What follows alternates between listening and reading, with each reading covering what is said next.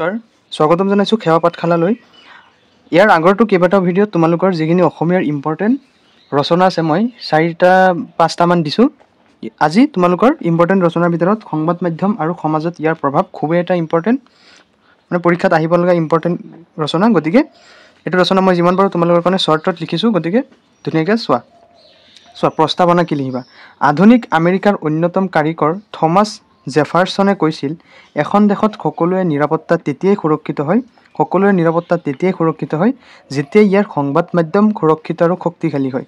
এই বাক্যশাৰীৰ পৰাই সমাজ ব্যৱস্থাত সংবাদ মাধ্যমৰ ভূমিকা কিমান শক্তিশালী তাক অনুমান কৰিব পাৰি। সেয়েহে বোধ কৰোঁ সংবাদ মাধ্যমক গণতন্ত্ৰৰ চতুৰ্থ স্তম্ভ হিচাপে আখ্যা দিয়া হয়।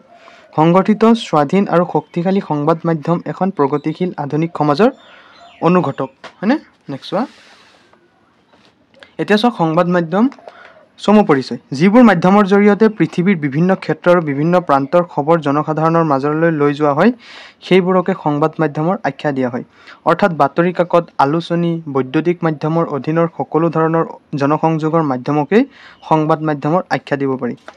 বৰ্তমান বিভিন্ন ধৰণৰ news channel, web portal, internet কেন্দ্ৰিক সংবাদ মাধ্যমৰো শক্তিশালী ৰূপত আত্মপ্ৰকাশ ঘটিছে।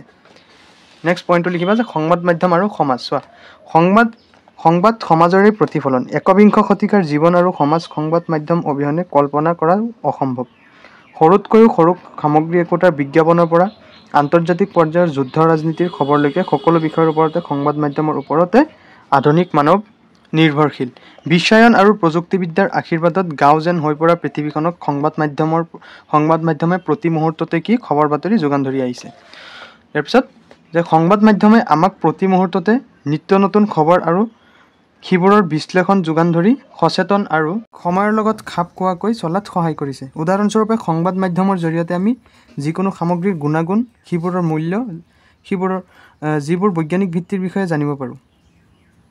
তাৰ ফলত তেনে সামগ্ৰী ক্ৰয় কৰা বা ব্যৱহাৰ কৰা সম্পৰ্কে সঠিক সিদ্ধান্ত গ্ৰহণ কৰিব পাৰোঁ। ঠিক তেনেদৰে ৰাজনৈতিক বিষয়তো নিৰ্বাচনৰ প্ৰাৰ্থী, নতুন আইন প্ৰণয়ন, ৰাজনৈতিক যিকোনো সিদ্ধান্ত আদি সংবাদ মাধ্যমৰ জৰিয়তে সাধাৰণ জনতাই সৰুতকৈও সৰু পৰিঘটনাৰ বিষয়ে জানিব পাৰে। চোৱা, সংবাদ মাধ্যম জনমত গঠনত সবাতোকৈ শক্তিশালী মাধ্যম। দেশৰ সংকটৰ মুহূৰ্তত সংবাদ মাধ্যমে জনগণক একত্ৰিত কৰি সংগঠিত ৰূপত জনমত গঠন কৰি দেশক সংকটমুক্ত কৰিব পাৰে। ভাৰতবৰ্ষৰ স্বাধীনতা আন্দোলনৰ পৰা আৰম্ভ কৰি আজিৰ নিৰ্ভয়া কাণ্ডৰ সময়লৈকে সংবাদ মাধ্যমে জনমত গঠনৰে যি ধনাত্মক পৰিৱৰ্তনৰ সূচনা কৰিছে, সেয়া আমাৰ সকলোৰে জ্ঞাত। ঠিক তেনেদৰে প্ৰাকৃতিক দুৰ্যোগ যেনে বানপানী, খৰাং, ভূমিকম্প আদি, অনাহত সামাজিক সংকট, COVID-19 সৃষ্ট লকডাউন আদিৰ সময়ত সাহায্য প্ৰদান, সচেতনতা সৃষ্টি, তথ্য প্ৰদান আদিৰ ক্ষেত্ৰত সংবাদ মাধ্যমৰ ভূমিকা অতিশয় গুৰুত্বপূৰ্ণ। সংবাদ মাধ্যম নিৰাপত্তা, সাৰ্বভৌমত্ব, ধৰ্মীয় নিৰাপত্তা, জনস্বাৰ্থ ৰক্ষাৰ কৱচ। দেশৰ সাৰ্বভৌমত্ব বিপদৰ সন্মুখীন হ'লে অথবা দেশৰ ধৰ্মনিৰপেক্ষতাক লৈ ৰাজনীতি হ'লে সংবাদ মাধ্যমে ৰক্ষকৰ ৰূপত অৱতীৰ্ণ হয়। ভাৰতবৰ্ষত সাম্প্ৰদায়িক ঐক্য বজাই ৰখা অথবা মহিলাৰ স্বাৰ্থ সুৰক্ষাৰ ক্ষেত্ৰত সংবাদ মাধ্যমে সদায় অতি শক্তিশালী ভূমিকা গ্ৰহণ কৰা দেখা যায়। ঠিক তেনেদৰে বিভিন্ন ক্ষেত্ৰত হোৱা দুৰ্নীতি, কেলেংকাৰী উদঙাই সেইবোৰৰ উপযুক্ত তদন্তৰ ব্যৱস্থাও কৰে সংবাদ মাধ্যমে। আমাৰ অসমতে অসম লোকসেৱা আয়োগৰ কেলেংকাৰী পোহৰলৈ আনি দোষীক শাস্তি প্ৰদানেৰে সংবাদপত্ৰই চকুত লগা ভূমিকা গ্ৰহণ কৰিছিল।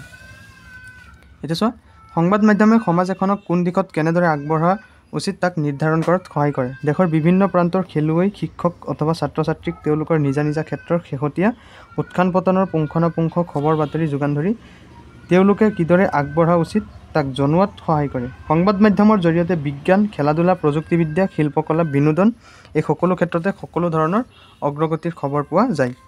স্বাভাৱিকতেই নিজৰ পচন্দৰ বিষয়ৰ শেহতীয়া তথ্য আৱিষ্কাৰৰ ভূ-ভা লৈ একোজন ব্যক্তিয়ে নিজকো আগুৱাই নিব পাৰে।